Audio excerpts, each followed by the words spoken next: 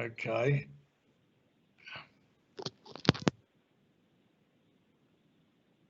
Right, okay.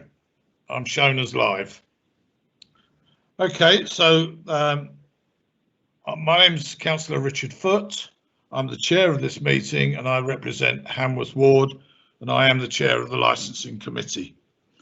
It's now 15:34 and I'll make it now. And I apologise for the late start, but we've had a few technical problems. I'd like to welcome to the members of the panel who are sitting here today, as well as council officers who will be assisting members throughout the meeting. In addition, I would like to welcome members of the public who are watching this meeting at home, hopefully. As you all may know, until recently, virtual meetings for council business were not legal, but as a result of the coronavirus pandemic and the quarantine arrangements required by government, the law has recently been changed to let local authorities meet in a virtual way to make decisions. Therefore, this meeting is taking place using the recently introduced government regulations. The way this meeting will work will be that, as chair, I will be running the meeting and inviting people to speak. As it is very easy for people to speak over each other in a meeting like this, I will ask each member or officer to speak in turn at the appropriate stage. Somebody's got their phone on. Yeah. Their microphone on. Yeah. Can you turn one or other of them off? Yes, I'll turn it off. Okay. Yeah. Right. Sorry, to turn on at the appropriate stage. This will mean that there should normally be no need for people to interrupt or to ask to speak.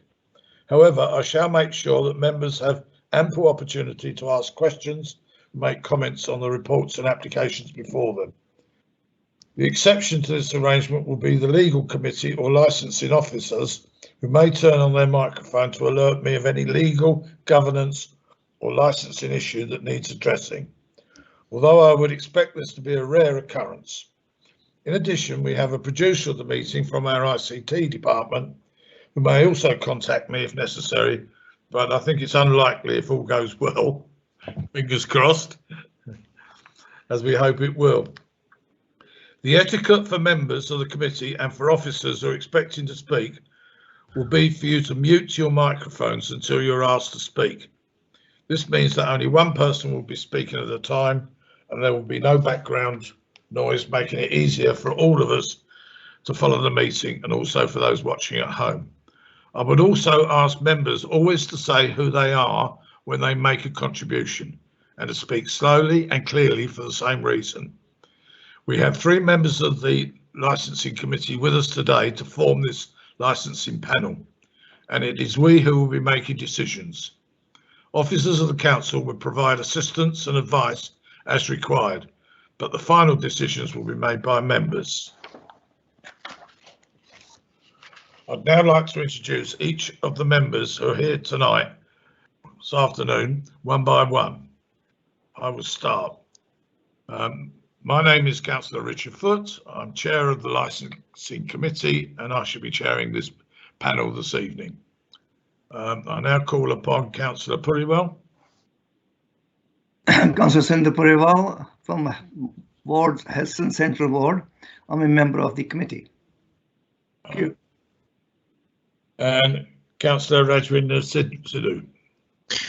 My name is Councillor Ragwinder Singh Sidhu. I'm from Bedford Ward and I'm member of the panel and I'm member of the licensing committee. Right, thank you. I'm now going to ask the, I was going to say officers, but one of the officers has gone off. So I'm going to ask the officer, Nicola Harbour, to make her introductions.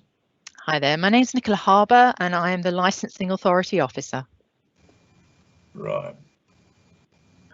We also have officers acting in a producing role for the technical side of the meeting, but as they are not expected to be involved in the discussions of the meeting, I'll thank them for their help, but not asked to introduce them themselves. Right, can I just check that everybody's muted their microphone? Oh, sorry. Sorry. I have one officer I've left out. I have our legal officer who's here. So introduce yourself, please, Baljit. Thank you, Chair. My name is Baljit Verdi from HP Public Law, legal advisor to the panel. Thank you. Right, is there anybody else I've forgotten? The numbers have been going up and down all day. Right, okay. So we can move on. I now ask, first of all, can I just check that everyone has muted their microphones again? So, right, okay. Members of the public are reminded that the agenda and all of the reports being considered by the panel today can be found on the council website under the licensing panel meetings page. So if you want to see them, that is where to look. I also want to make sure that all members have seen the agenda and reports.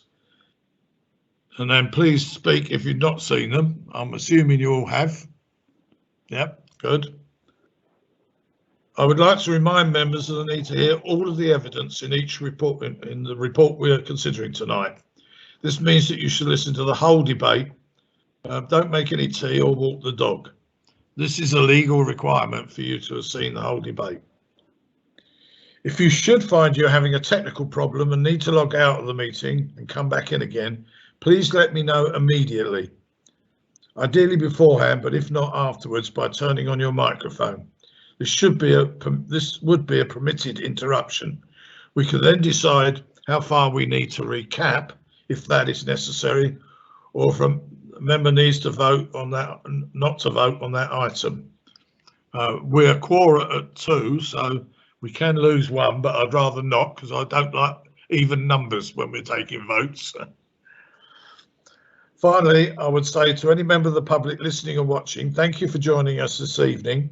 We hope this meeting will go well, but any virtual meeting may suffer from unexpected technical hitches, so please bear with us. I should also clarify that this meeting is being recorded and will be made available on the Council's YouTube channel in the next few days. Contributors to the meeting are asked to remember that they will therefore be included in the recording of this public meeting. Thank you. We'll now move on to the first item of the agenda. Right, and the item on the agenda, let's get my, this is off my notes. So the item on the agenda we will be considering tonight is on Routemaster, Dock Road, Land Road, north side of 82 to 87 High Street, Brentford. An application for a grant of a premises licence. So can I just confirm who will be speaking for the applicants? Mike Nixon. I've got 3 names. Is it just Mike Nixon that will be speaking? No, it's Mike Nixon. Adam Shales is the director of the company.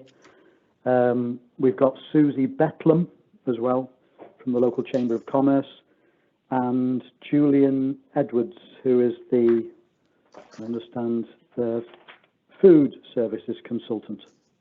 So you got 4 of you that will be speaking? Yes. Okay. As a standard, it's usually 5 minutes for the representatives to speak. I'm gonna double that, but it has to be shared over all 4 of you. So I leave it up to you to decide how you share and post that. Baljit, are you all right with timing that as 10 minutes?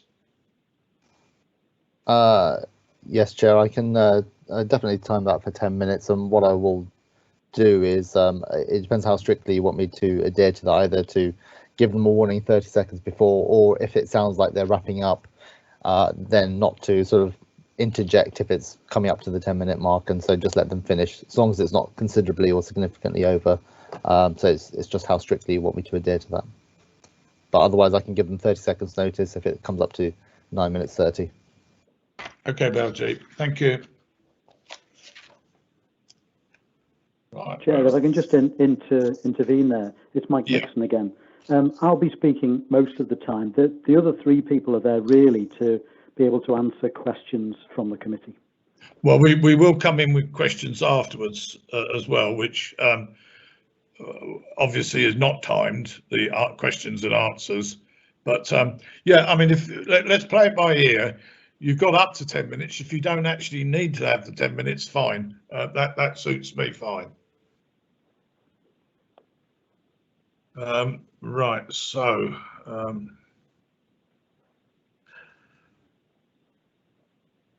think we seem to be covering most of it, but I'm saying I'll go through my notes and then we've got it right. The process for an application with speakers is as follows. The officers to give their presentation on the application. The applicant will then be asked if they agree with the circumstances described in the officer's report. Once we've agreed the facts, we will then invite representatives, licensing authority, police, which we don't have any responsible authority.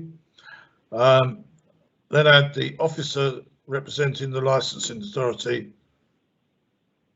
Sorry, I'm adding that the officer representing the licensing authority at this stage will not be one supporting the panel this evening. It's kept entirely separate to ensure fairness. So as we don't have anybody from the police or our enforcement team, that's not relevant. Other persons are not going to be here. So then it goes in. I think I've really covered the way in which we handle the applicants. And then after we get to the end of all this, I will ask the applicant to sum up without introducing new material. The panel will then leave the meeting to discuss the case and reach a decision. We'll be joined by the legal officer, but no one else. Once we've done that, we will return to the meeting and read out a decision on the applicant. What we normally do, I think, we try to come to a conclusion within 15 to 20 minutes of departing from the meeting. If it looks like it's going to go on much longer than that, then I'll ask our technical officer to post a notice to that effect that we might be taking longer. But in the meantime, we assume that when we reach that point, then we vacate and go to our room so where we can consider what's going on, that we shall be able to deal with it quickly. So I now invite Nicola to make the presentation as the licensing officer. So if you can introduce the report, please, Nicola. Of course. Members are requested to determine an application for the grant of a premises licence.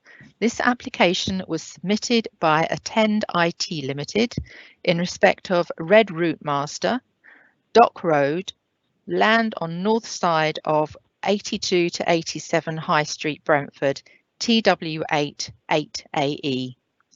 The licensable activities applied for are as follows. Supply of alcohol for consumption on and off the premises, Monday to Thursday and Sunday, 10 to 2300 hours, Friday and Saturday, 10 to midnight. With regards to the non-standard times, there has been a mistake made where it says each New Year's Eve and day, it says Friday. Can you please ignore that on each section of the licensable activities? Friday is a mistake. Oh, it's the Friday that's the mistake. Yeah, right. yeah. Okay.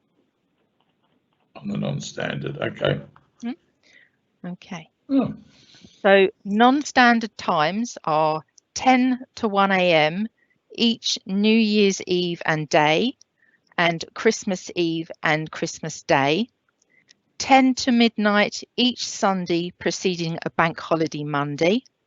10 to midnight on occasions of pre-booked functions and events appropriately recorded in a diary maintained for that purpose, which shall be kept at the premises and available for inspection by the responsible authorities. Such events must have been booked at least 48 hours before the occasion. Plays, live music, recorded music, performance of dance, indoors and outdoors, Friday to Sunday, 2300 hours to midnight.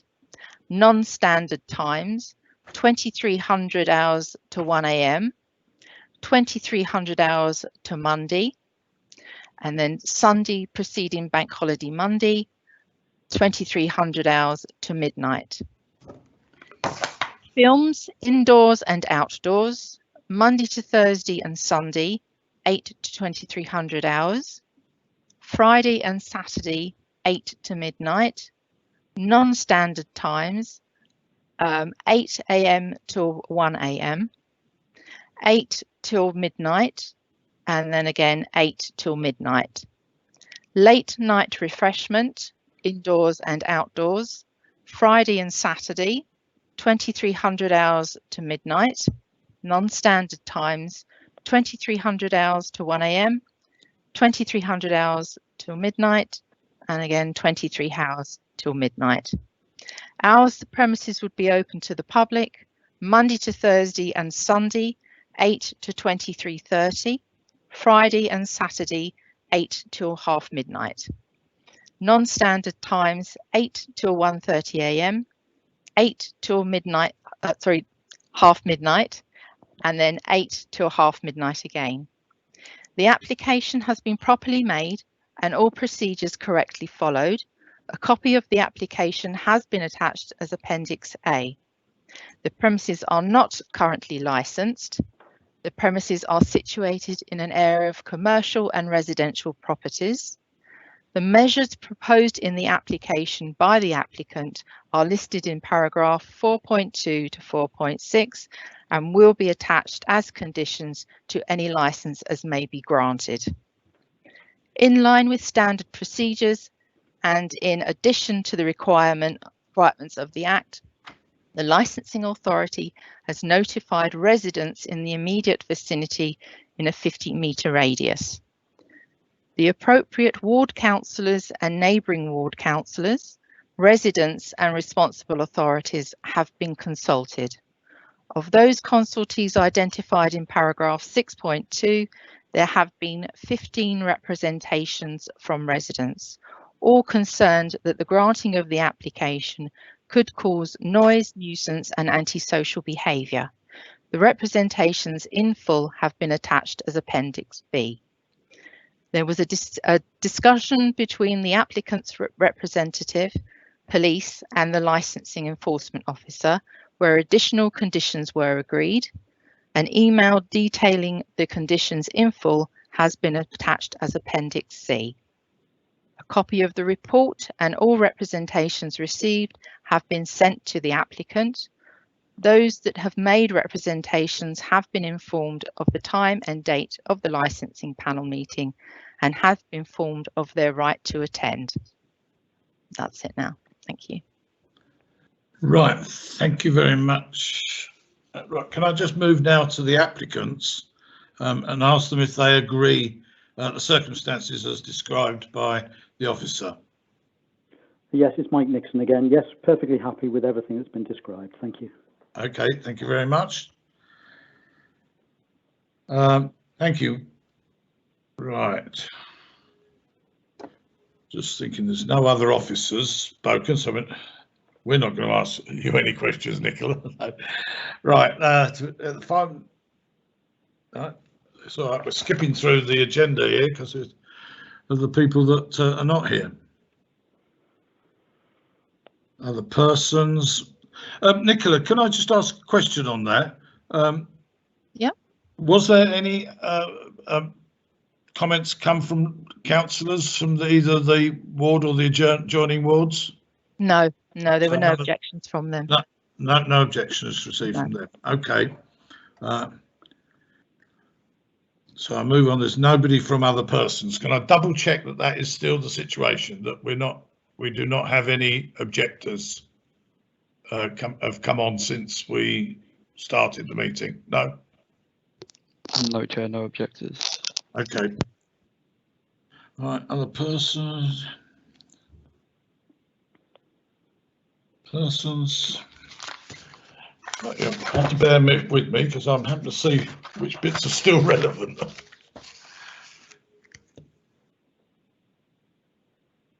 Right, okay, now we can go straight through then to the submissions from the applicants. And if I ask them to, as I've done previously, to ask them to state their name and give their reasons for their application. May I also remind you that you may only speak, well, for a total of 10 minutes overall, and I leave you to apply that as you see fit. And then there will be time for questions and answers after that. So I now call upon the applicant to speak to their application. Thank you. Thank you, Chair. It's Mike Nixon from In Confidence Licensing Consultancy. RedRouteMaster.com is a multi-award-winning operator of vintage London buses. This is an application to allow licensable activity at their bus experience site in Brentford, primarily to cater for specific functions and private events, but also to allow off-sales of alcohol to enable the business to supply alcohol to prepaid customers who are enjoying their afternoon tea bus tour elsewhere, or to sell an alcohol gift associated with the business as a souvenir. So there are two elements to this application.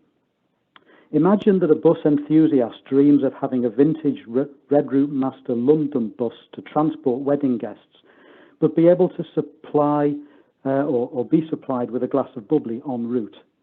Many coach and limousine companies will supply complimentary alcohol to people who have paid to travel, but without a premises license.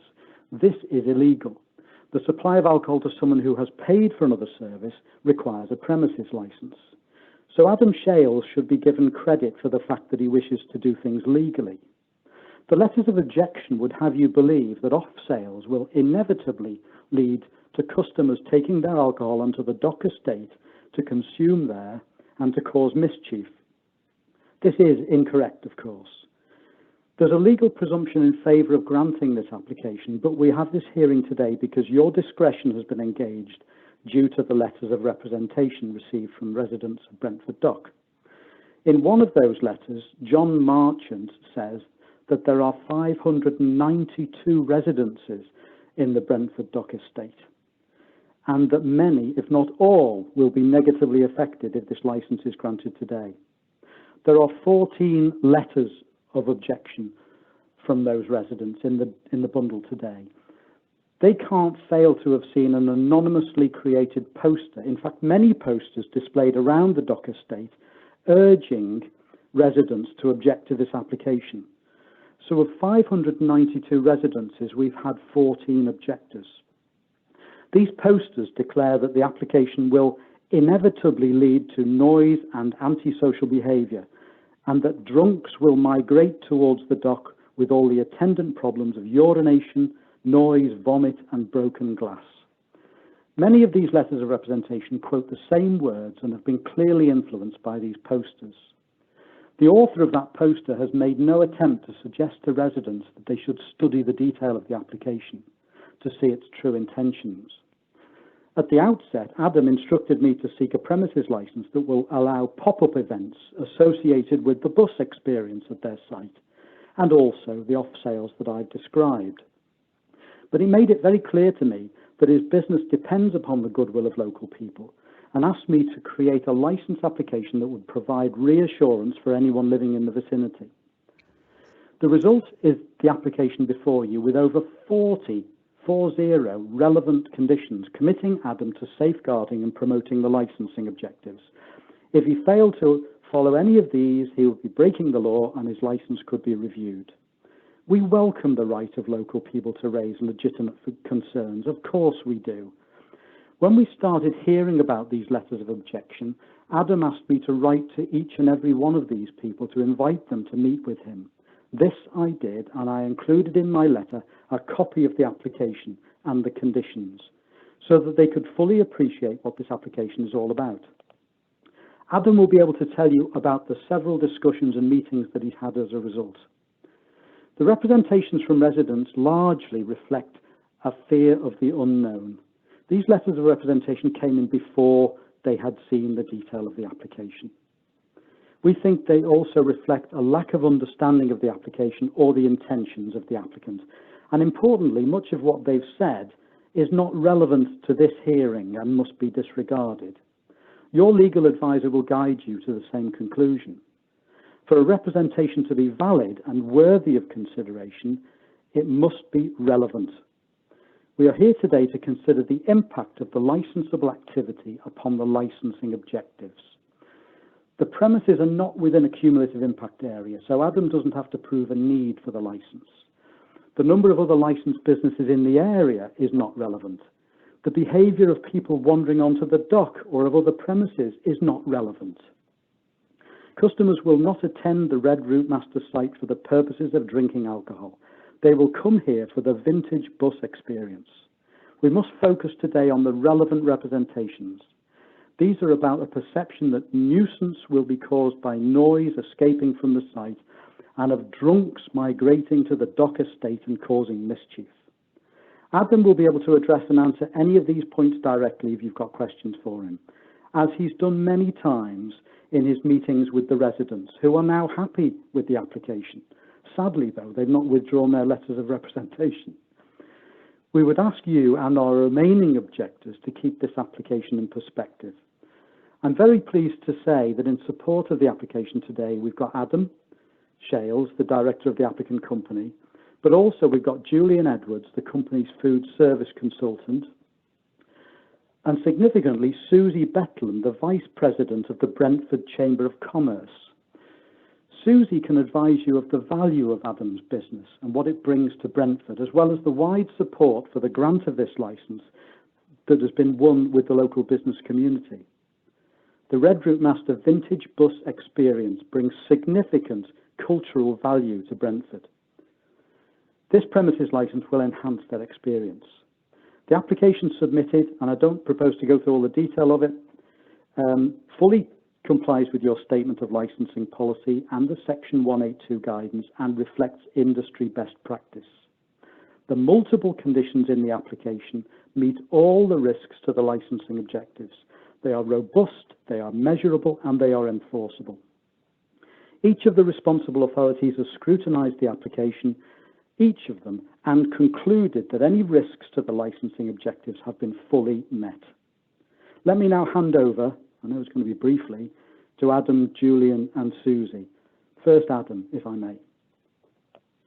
So, yeah, cool. So, obviously, it's an honour to be based in the Brentford area and based our business here. And obviously, what we're trying to do is to create something with even more additional cultural value.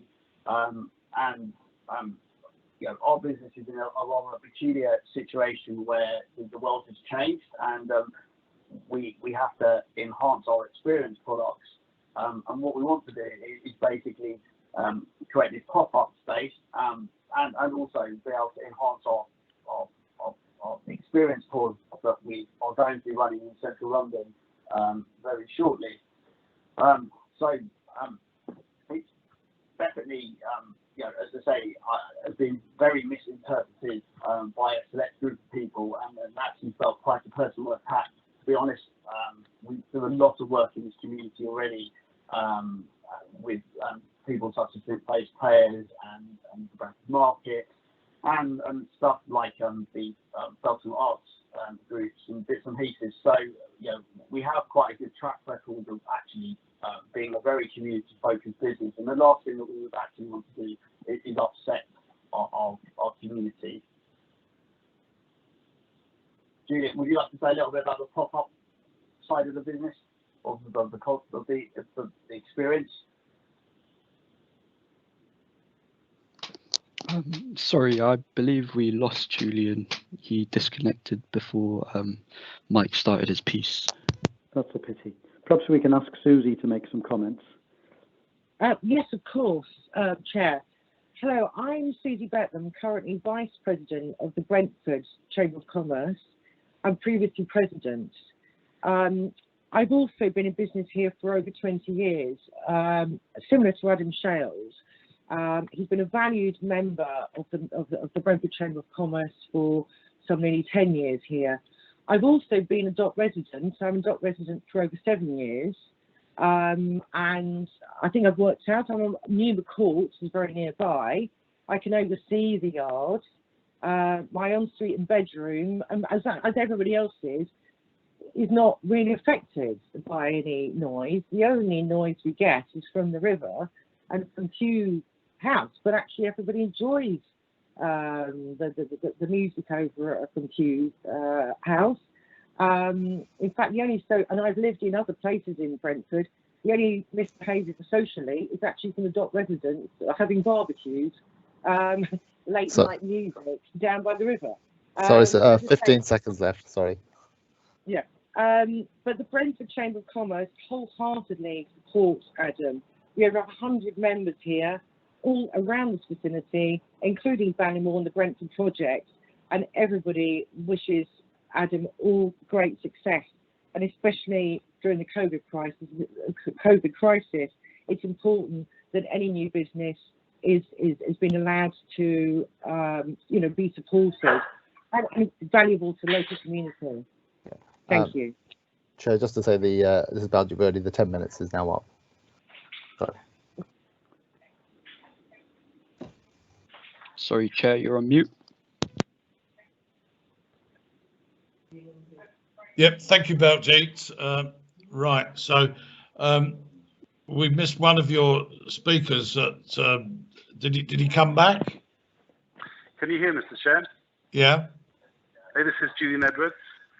Yeah, I'm afraid the time has expired whilst you were offline. I see. But we will be going. We will now be going to questions, where all four of you will be able to answer without a time limit on it. So I will approach it quite leniently. I'll give you some license there. Right. Sorry, Chair, can I just jump in quickly? Julian, could you turn your volume down on the stream a little bit? We can hear, we're getting some feedback. Really sorry about that. Yeah, okay.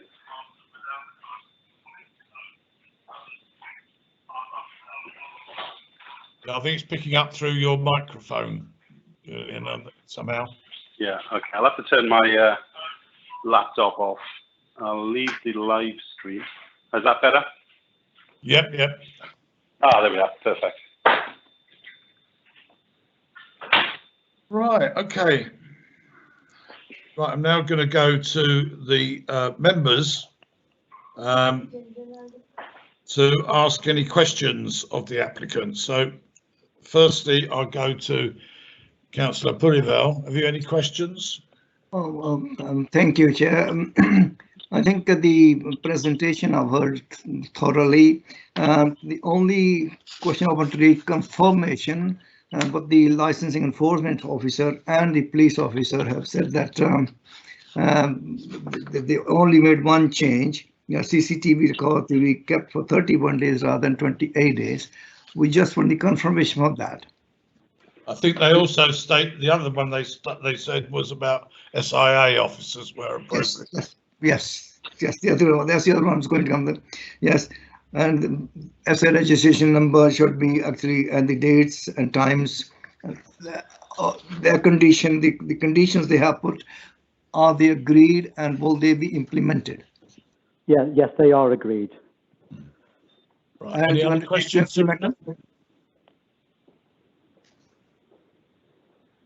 Yeah. Thank you. That's all I had. Okay. Right. I'll go on to Rajwinder. Do you have any questions, Rajwinder? Thank you, Chair. My question is regarding the music. Like, what sort of music are they looking for? Like if there is a wedding or an event like a birthday. So drinking in the bus is something which is different than having a dance or a loud music on the dock. So what sort of arrangement they are looking at? What sort of speakers and equipment they are looking? Sure. So it's Adam Shales here. So I think if I can step in on that one. So in the configuration of the last stop experience, which the venue is being set up for, you'll notice at the moment that there isn't really any space for dancing there, and with the current COVID regulations, obviously that's unlikely to happen for quite some time.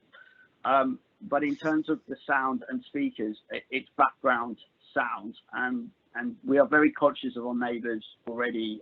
We have the boat community, which is located about 50 metres away from us, and this venue has, and the location we are using is furthest away from them deliberately.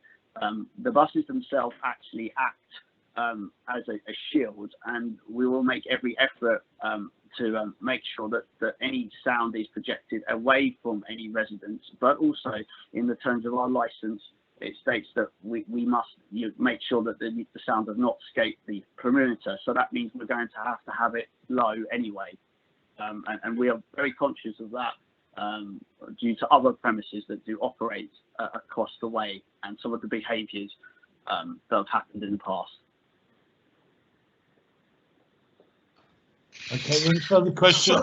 Yes, just so the music is inside the buses, not outside the buses. Am I right? So yeah, so there will be background music in the venue, but the speakers. So for example, each vehicle has basically a mini sound system in it. So the noise will be contained in there, but we do want the facility to be able to play music across the venue. But again, in a very controlled way. For example, we might have like a kind of dining experience. For example, there's a very famous Foote Towers dining experience there. There will be actors that will be serving, and we need the facility in that instance for the sound to be available to everyone. But again, the actual speakers and the layout, it's a temporary venue. It will be designed and put into place so that the sound does not transmit outside our perimeter. So we'll be using the latest technology to do that. Okay. And sorry, Chair, just one last. And what sort Don't of apologise to these. and what sort of live dance performance you're looking at? Just like is it outside outside the buses, in the venue, on the venue? So when you say like dance performance, will that be a short 1 or 2 dances? Like I just want to see, like if you're open until 1 o'clock, 11 o'clock night time.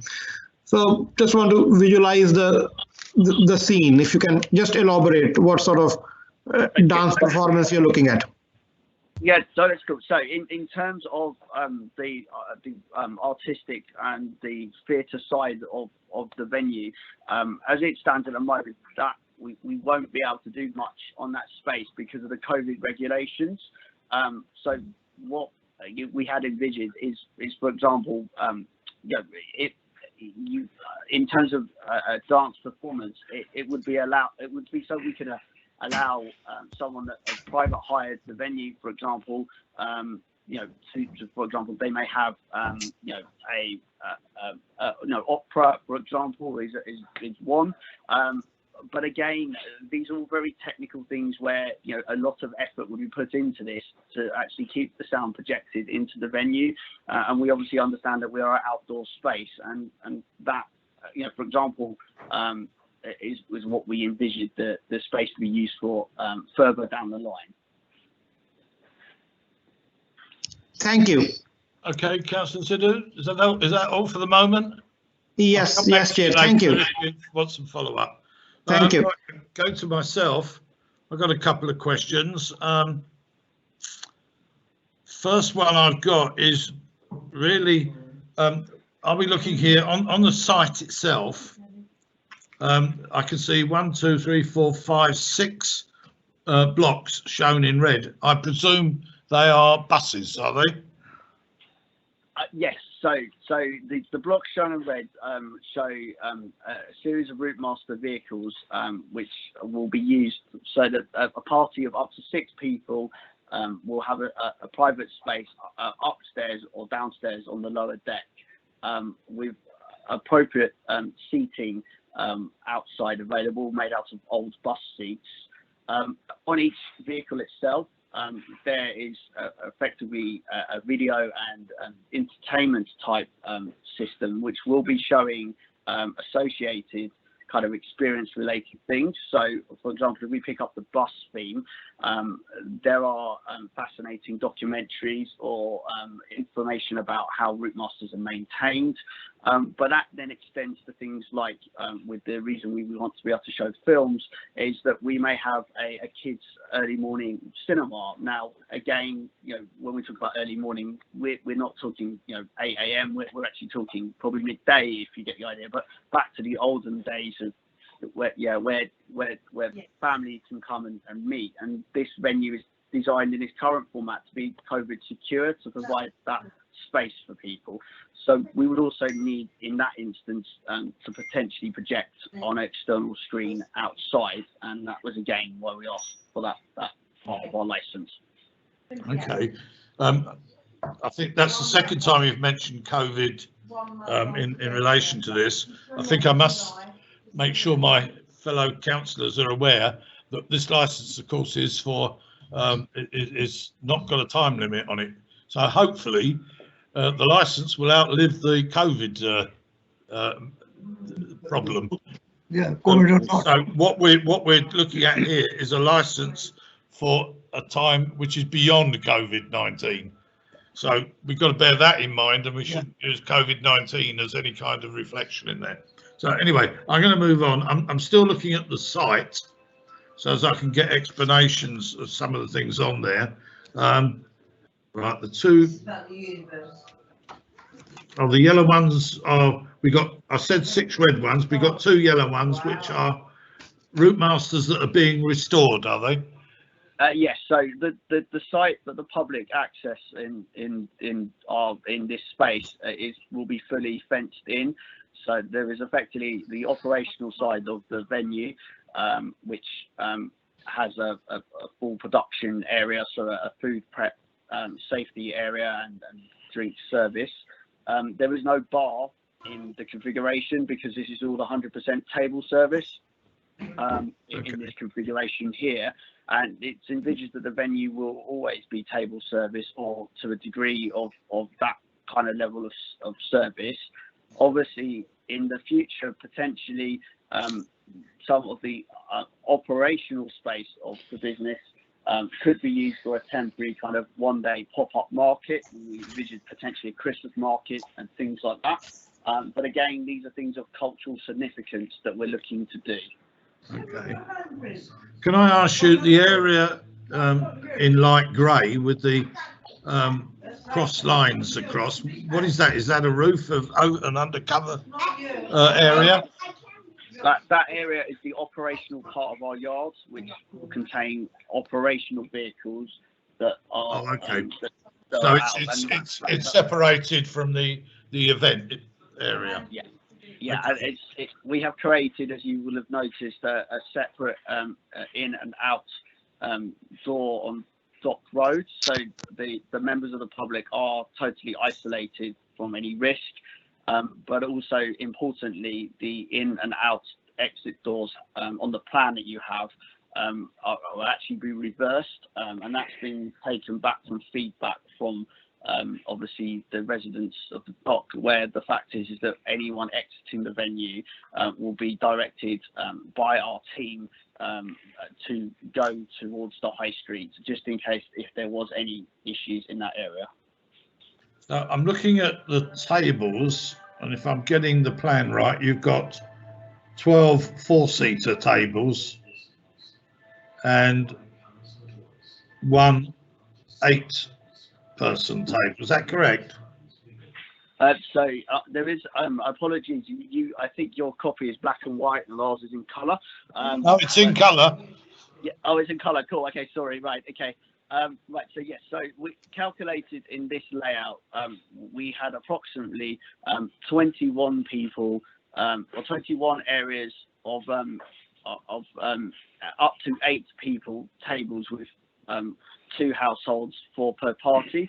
Obviously, currently under the COVID things, the inside space would be limited to 6 people in total. And then there is a set of 2 tables, 4 two-party tables, which gives us approximately about I've got the apologies. It's about 100.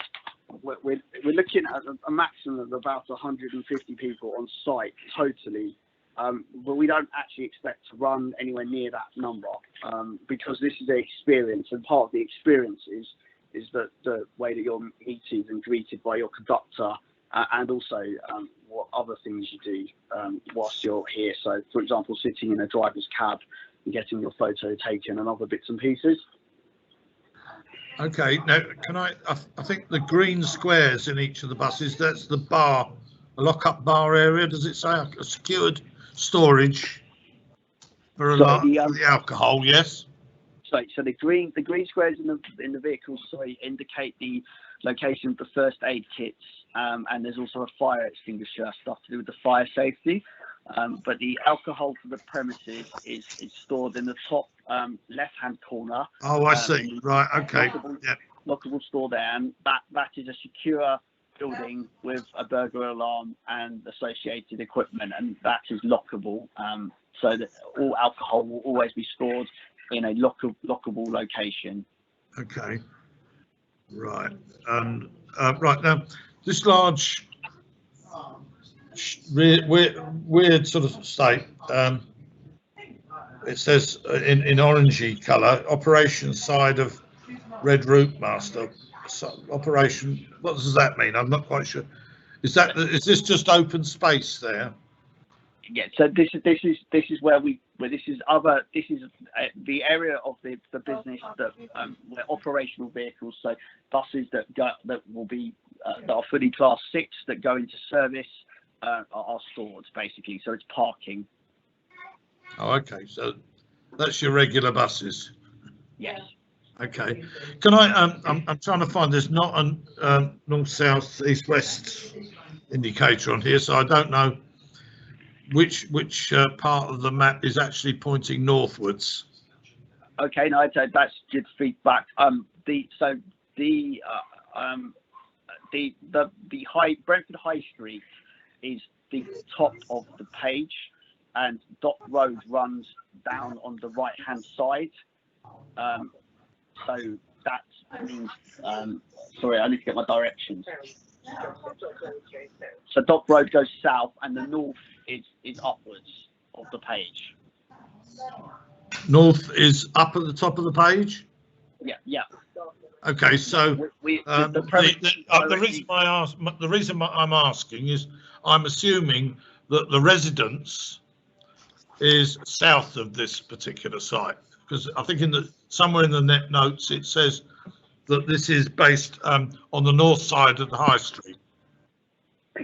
Yeah, so the address, just to clarify that, that's the address that our business rates are paid to, but this is part of the land, which is part of the Ballymore scheme, or the redevelopment of Brentford. Okay, so that orange weird shape that I said, that's the bit nearest the high street, is it? The bottom of the page, the orange shape, is closest to dock, is the Brentford Dock Estate, and the River Brent and the canal. Yeah, but it's the high street is cutting across there, is it? The high street is at the top of the page. So how's this plot north of the high street? The land. Sorry, the address. The address is the address for the plot of land. Is buildings behind. It's north of the buildings behind that address. We're directly connected to the old W&K site. Okay, so it's not north of the high street. It is. Well, it's not north of the high street. We are south of the high street, but I think. Okay, that says a lot, because this is what I was trying to figure. Because when I'm looking at the map that I had, it showed Dock Road as being obviously south of the high street, leading through to the canal and eventually the river. But the way it was described as this plot was the other side of the high street to the Dock Road residence, but that's not the case.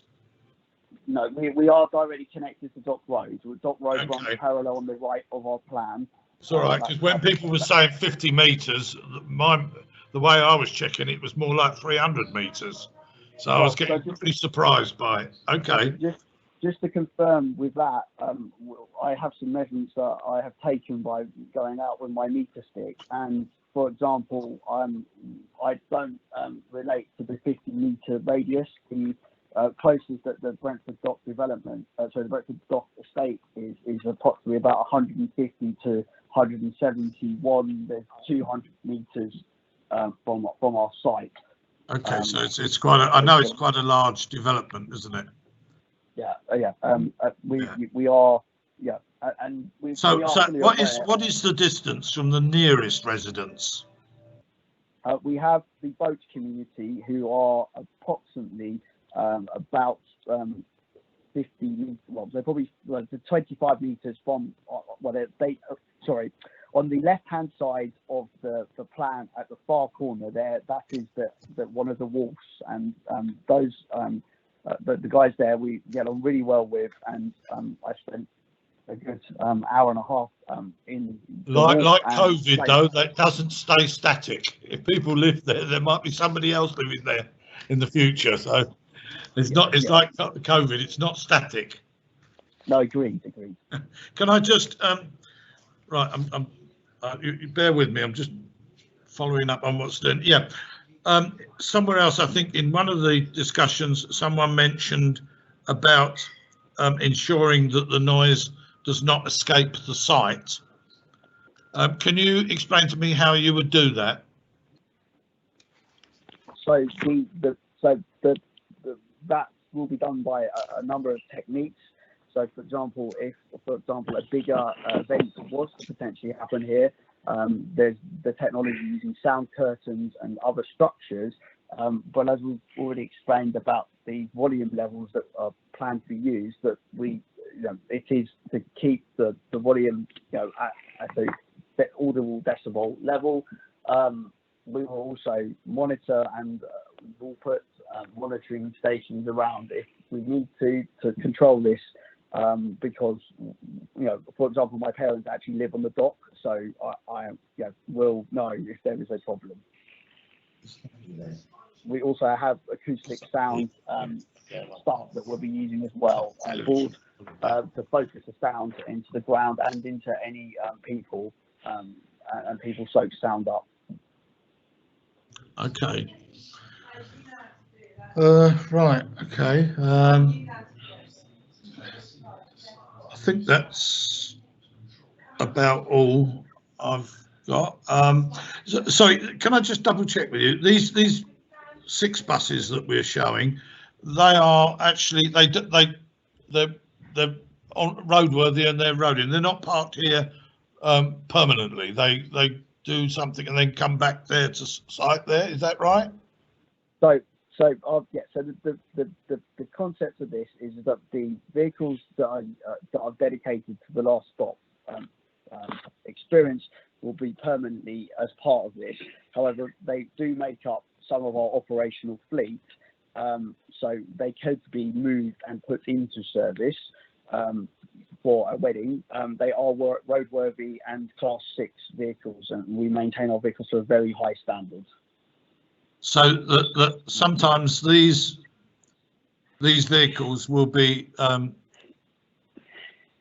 taking people from a wedding or some other event around and then ending up here. So we in terms of that, if a vehicle is being used in this configuration, then it will not be carrying people that day to come here.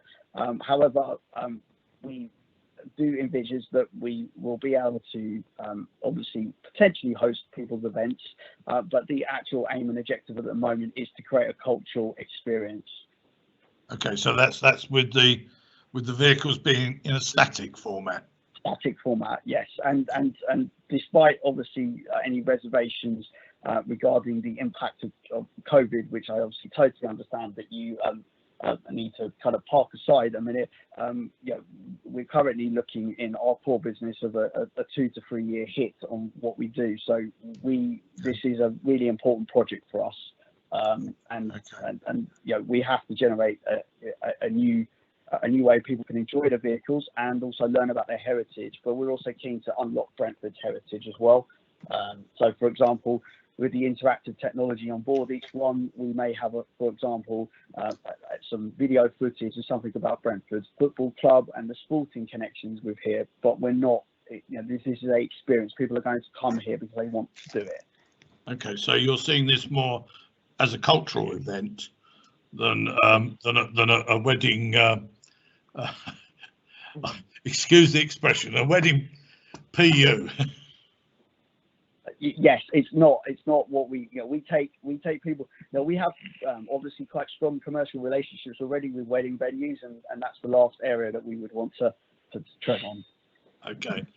Right, one final question. Again, someone mentioned that there were that you'd agreed to 40 conditions added to the license. Can you tell me where they appear in the license, because I can't seem to find them? Is there a list of these 40 conditions? Yeah, it's Mike Nixon. If I can just add a comment here. On the agenda, it's from, I'm trying to find the page number here.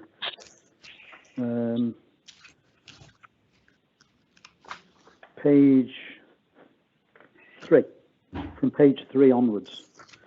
Page 3. So the operating schedule then lists all these conditions. Okay. So you're taking the 4 issues: prevention of crime. So what you've done, you've built that into there, but it doesn't tell us which ones are ones you've added. So unless we've got the other ones, we've got to take out the existing items that are in there. But I don't know which are the ones you've added. The ones that we've submitted are exactly those: 4.2, 4.3. They're word for word. They are tried and tested and thorough and robust conditions that haven't had to be amended at all by Nicola and her team. They're all fully. No, I can see that, but I'm saying that these are normally, and I haven't got another copy of an application in front of me, but that we normally have conditions here under those 4 points. But I'm trying to see which you've added and which are to those, or if you just adopted them and changed them out and then expanded. We've written all of these. We've written all of these to so what happens? What would normally be in there? Have you adapted them into it, or not at all? These are bespoke conditions for this particular application. As well as those, of course, if a license is granted today, there will be the mandatory conditions. Well, that's what I was thinking. Yeah. So this is where that's why I was asking the questions. Yeah, the mandatory conditions will be added to these as well. Yeah. Right. Okay. I'm sure Nicola will be able to confirm that. Yeah. No, that's fine. I'm just trying to disseminate between what would normally be in an application, which then we add to, and this one. So, okay. Right. Let me see. Going down, distance residence, external. All right. That's a check. We did the check. Then we're on to external. Okay. That's all my questions for the moment. So there's no other persons present to ask you any questions.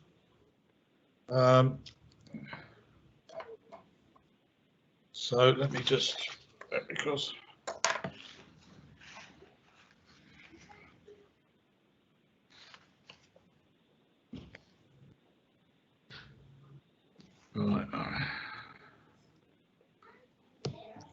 right, okay, so I'm now going to invite summing up of the parties in this order, but it really is only there is only one group here. So the police aren't here, the licensing authority is not here in its authority, but other relevant, no, other persons, no. So it's just the applicants. So I'll ask you to sum up, if I may, but if you could do it without adding new material, it would help. Certainly, I'll try and keep it short and sweet. It's Mike Nixon again. Okay, Mike. Yeah. This application has attracted no opposition from your responsible authorities. This includes the police, who've assessed it for crime and disorder, the Environmental Pollution Control Team for noise, light pollution and public nuisance issues, Health and Safety, Trading Standards, Public Health, the Planning Department, the Fire Officer, Children's Services, the Food Safety Team and the Licensing Authority. They've all scrutinised the application. We've liaised with them all and they're all perfectly happy to support the application. We, of course, respect the right of interested parties to raise concerns, but their concerns must be relevant under licensing law. And to be relevant, it must be about the likely impact of the application on the licensing objectives. Likely is defined in the Act as probable. So it's for the objectives to provide evidence of this probable effect, evidence of risks to the objectives that have been missed by your responsible authorities and have not been covered by our application. But I don't believe we've heard any or read any evidence that can affect the grant of this application. Your decision today is not a binary one of grant or refuse. You may grant the application and amend or add conditions, but your response must be proportionate and necessary to promote the licensing objectives. And importantly, it must be evidence-based. I believe that Adam and his team can't be... Yes, all right. We have done it before, yep. Yeah, I believe so. Adam and his team can't be judged until they've begun operating under a premises licence with all these conditions. It's their sincere wish to overcome the concerns raised by the objectors and to gain their trust. I believe you can have confidence in Adam, and I would ask you to give him your support. Perhaps Adam would like to have the final word. Well, just to say there that obviously, yeah, we want to add something to make Brentford proud, and we're very passionate about this area and operating within the to be the best at what we do, and that's what we do already on our operational side, and that's what you have my assurance that we will do in terms of our premises license. Thank you. Right. Okay. Thank you. Right. Is there anything further from either Councillor Puddivell or Councillor? No, fine. Your question. Fine. Thank you. You all right, Councillor Sidhu? Yes. Yes, I'm all right, Chair. Okay. Right then. I think it only leaves us now to really for me to sum up, which I think there's really no need on there. But what we will do is retire now to our deliberation room and see what we can do from there. Now, so right, Councillor Purival, Councillor Sidhu, and Baljeet, are we ready to go into the deliberations room? Yep. Yep. Yep. Yes, Chair. Can I just Okay, ask, Chair. should we stay on the line? Yes, I would suggest you do. But if you, I don't know, Sadiq, are you there? I'm trying to remember what the normal process is. So the people dialing in can stay, or they can, just choose to dial in again once you come back into this lobby. What we normally do is we ask officers to mute their microphones and turn their cameras off, and we just wait until you get back. So okay, yeah, we can. So it's any one of really those is suitable, is okay for the applicants. Great. Is there a particular time you would ask us to call? I'm going to anticipate, and I'm going to say I expect us to be round about 15 to 20 minutes. But if it looks like it's going on beyond that, then we will contact Sadiq, our comms officer, who will then pass that information on to yourselves that there's been a delay in us returning. But at the moment, I'm anticipating 15 to 20 minutes, but I can only, until we actually sit down and start talking about it, I can't be absolutely certain on that. Okay. So that's the way we'd handle it. Yep. Thank you, Chair. Okay. Right. Where are we? So, Surinder and Rajwinder, are you all right now to log off and go into the other room, the room that we've got? You okay with that? Yes, I'll hang up now and join there, yeah? Yep. And you the same, Surinder? Good.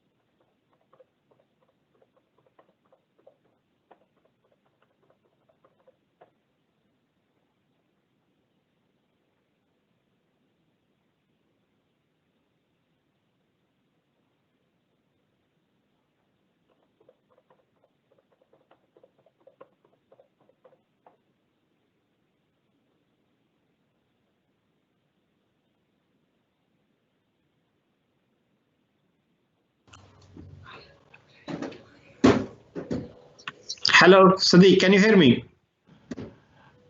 Right, I'm in. Who else is Hello. in? Hello, Chair, it's Raghuvinder. I'm here. Okay, Surinder, you're there. Okay, let me Raghuvinder, put the names not up.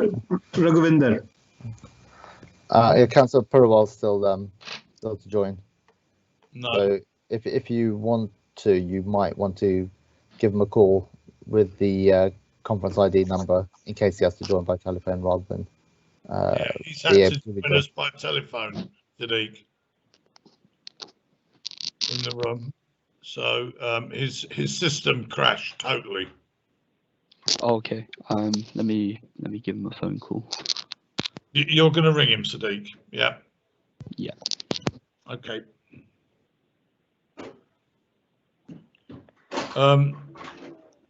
If we've got the applicants here, my apologies for the delay, but we had, because of Councillor Purival's technical problems, we had a bit of a delay in getting started. So my apologies to you if we've kept you waiting longer than we'd anticipated. That's okay, don't worry. I'm just waiting now to see if we can get Councillor Purival into this meeting, or whether we do it again with him offline as well, with his telephone.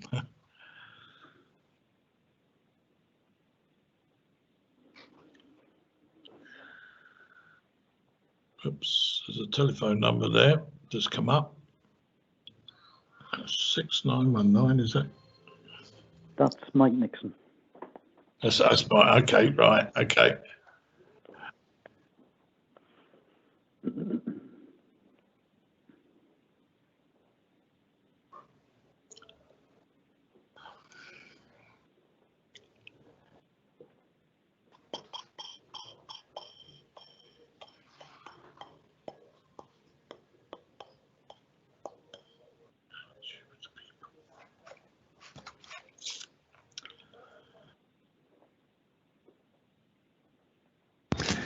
Yeah, through the system.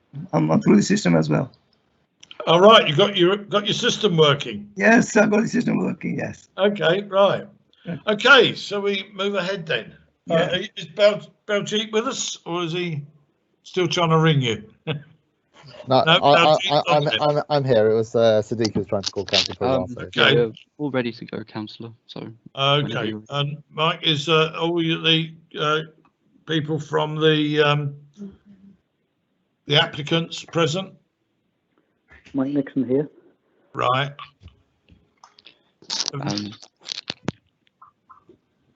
Is there anyone we're missing? Be easier. Adam's currently got his mic on mute. Oh, right, okay. But he is in the lobby. Okay, right, shall we press on then?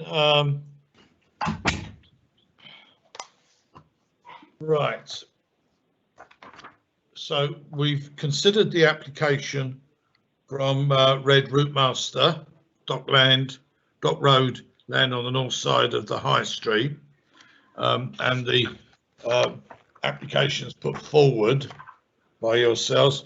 We've also looked at the written objections that were put in, but unfortunately we did not have the advantage of hearing those objectors.